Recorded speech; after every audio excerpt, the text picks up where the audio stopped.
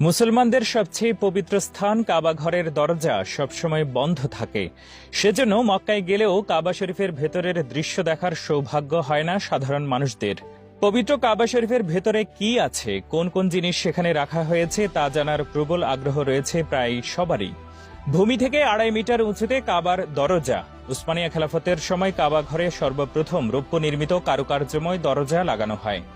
বর্তমানে পবিত্র কাবা ঘরের দরজাটি 280 কেজি খাঁটি সোনা দ্বারা তৈরি করেন প্রয়াত সৌদি বাদশাহ খালিদ বিন আব্দুল আজিজ। মূল কাবা শরীফে 2টি দরজা অন্তর্ভুক্ত ছিল।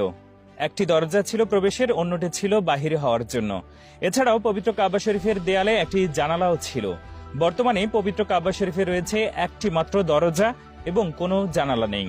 কাবার ভেতরে ডান পাশে একটি সোনার দরজা আছে। এই দরজার নাম বাবুত তাওবা। কাবার ছাদে ওঠার জন্য এটি দিয়ে সিঁড়ির দিকে যাওয়ার ব্যবস্থা রয়েছে। দেয়ালের